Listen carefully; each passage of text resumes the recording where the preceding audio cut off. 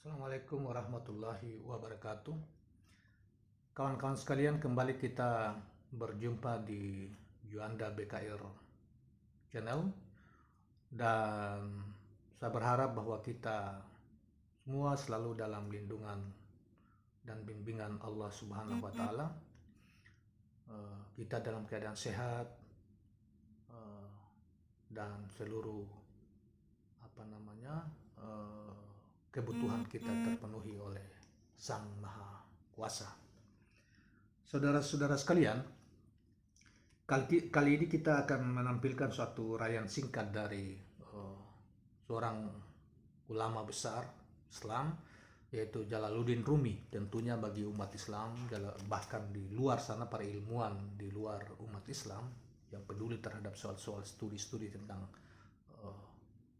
kemanusiaan atau keagamaan, itu tidak asing bagi mereka dan kita semua. Kita akan mengangkat suatu uraian dari beliau yang tercantum dalam kitab yang terkenal, yaitu Yang Mengenal Dirinya, Yang Mengenal Tuhannya, atau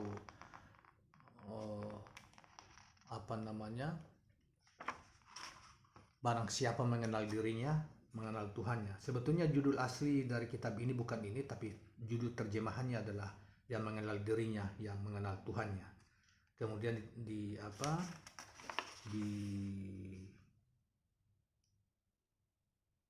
diambil dari terjemahan bahasa Inggris, yaitu buku ini dalam bahasa Inggris, dalam bahasa asli bahasa Inggrisnya itu berjudul Things of the Unseen, The Discourse of Jalaluddin Rumi. Saudara sekalian, Jalaluddin Rumi adalah seorang besar yang lahir sekitar tahun 1202 di daerah Afghanistan, sekarang suatu daerah di Afghanistan, dan kemudian sampai mengembara.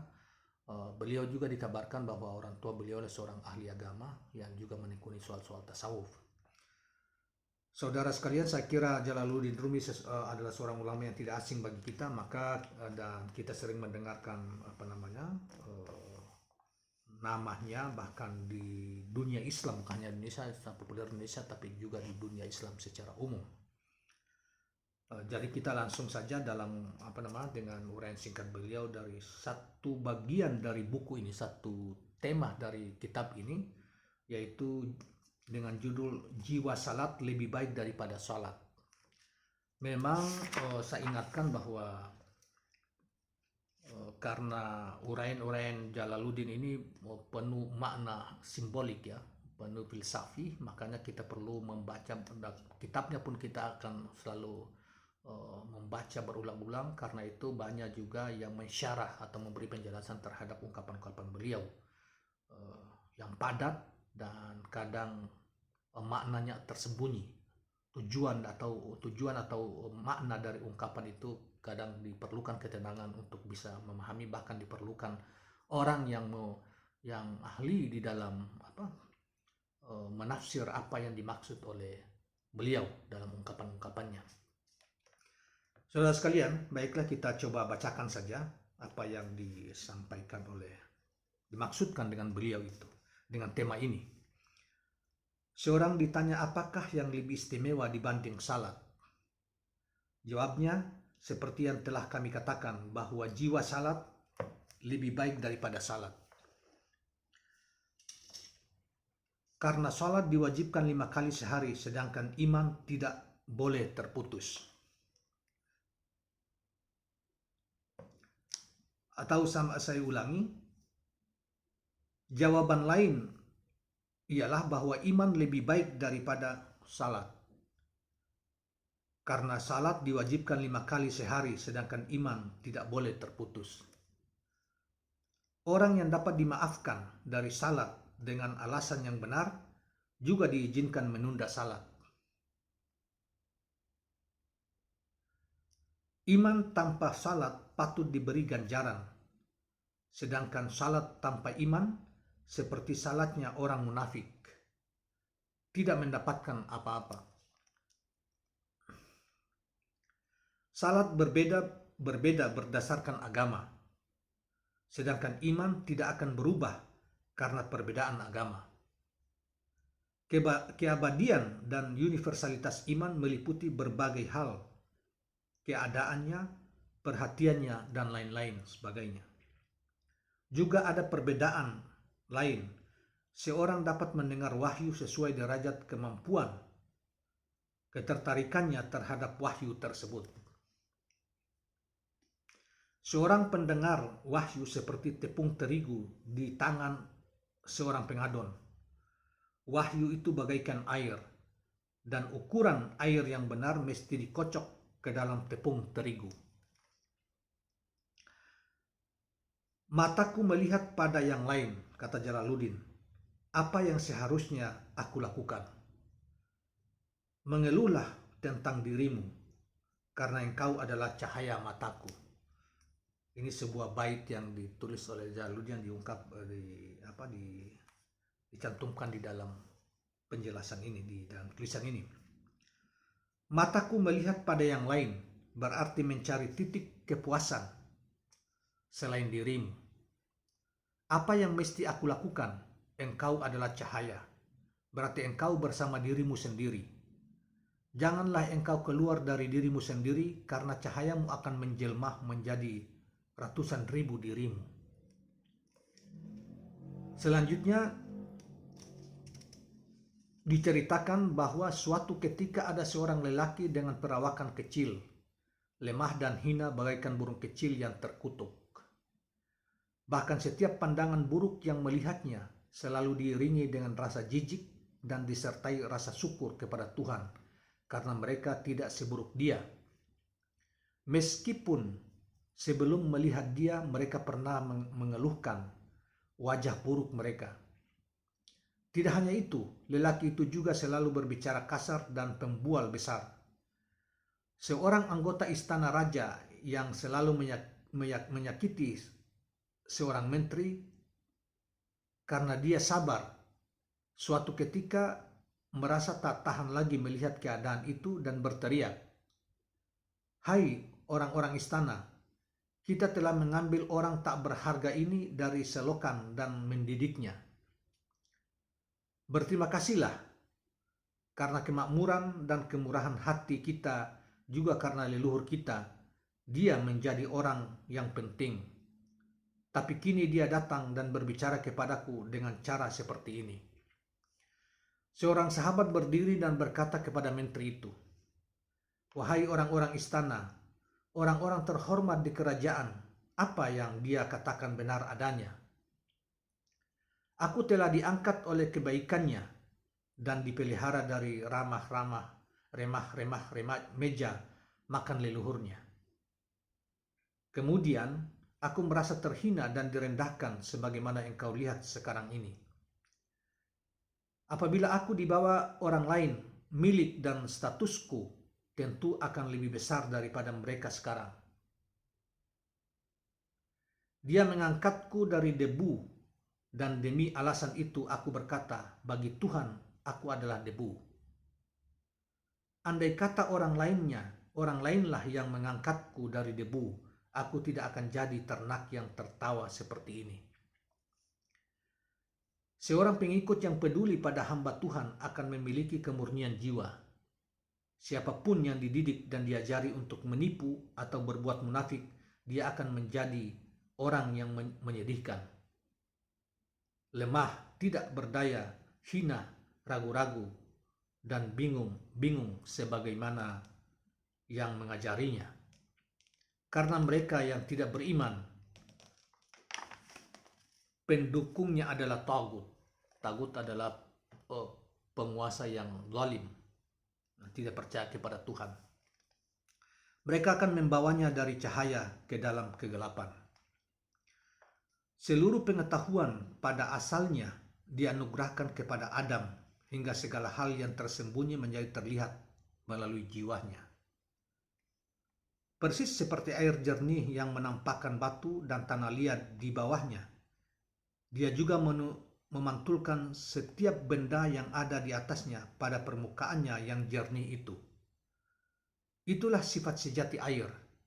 Meski demikian, ketika bercampur kotoran atau keruh karena masuknya warna lain, air jernih itu akan kehilangan sifat hakikinya. Dia melupakan betapa Tuhan telah mengirimkan nabi dan orang suci seperti air. Seorang nabi, dia melupakan bahwa Tuhan telah mengirimkan nabi dan orang suci seperti air jernih, agar air keruh dan berwarna itu disapa kembali oleh air jernih, sehingga ia dapat membebaskan dirinya dari kekeruhan dan campuran warna lain. Air keruh itu kemudian mengalami proses pengingatan kembali. Ketika melihat air jernih yang menyapanya, air keruh itu menjadi sadar bahwa dia asal mulanya jernih. Kekeruhan dan pencampuran warna lain terjadi karena suatu peristiwa yang tidak ia sengaja. Dia mengenang keadaan dirinya sebelum terjadinya kecelakaan itu dan berkata, "Inilah yang awalnya kami miliki." Para nabi dan orang suci dengan demikian adalah pengingat atau keadaan masa lalu seseorang. Mereka tidak meletakkan sesuatu yang baru ke dalam hakikat seseorang. Sekarang setiap air keruh yang mengenali air jernih itu akan berkata, "Aku berasal dari itu," lalu bercampurlah dengannya. Tetapi jika air keruh itu tidak mengenali air jernih yang mengingatkan asal mulanya dan berpikir dirinya berbeda dengan yang lain, dia akan menolak proses terjadinya kekeruhan, percampuran warna lain dalam dirinya, hingga dia tidak akan lagi bercampur dengan lautan yang maha luas. Mereka bahkan menjadi lebih asing dari laut. Digambarkan dalam puisi berikut ini, mereka yang menyadari ikatan kebersamaannya akan terikat bersama. Mereka yang menolak ikatan kebersamaannya hancur redam terpisah-pisah.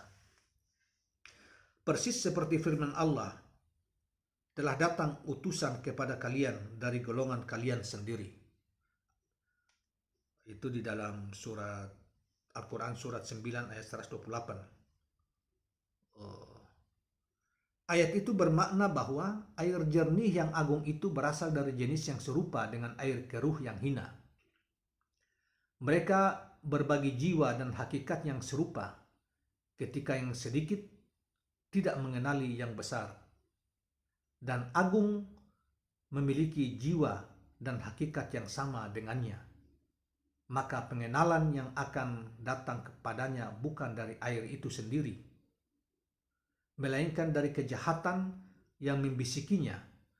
Kejahatan itu memantul di atas permukaan air hingga dia tidak tahu apakah alirannya berasal dari air laut yang luas dan agung atau berasal dari pantulan kejahatan. Antara keduanya begitu dekat sehingga dia tak mampu untuk membedakannya. Saudara-saudara sekalian, selanjutnya Rumi menjelaskan, dengan cara serupa, seonggok tanah liat yang sedikit dan hina tidak mengetahui apakah dia berasal dari lumpur yang datang dari dirinya sendiri karena munculnya sejumlah penyebab lain yang bercampur dalam dirinya. Sadarilah kemudian bahwa setiap baris, setiap laporan, dan setiap ayat yang dibawa sebagai bukti para nabi dan orang suci merupakan dua bukti dan dua kesaksian mereka.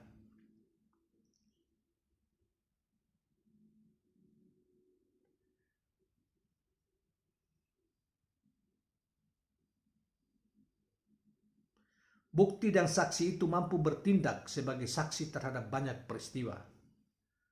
Mereka menyaksikan setiap hal berdasarkan pada perkaranya. Sebagai contoh, dua orang yang sama bisa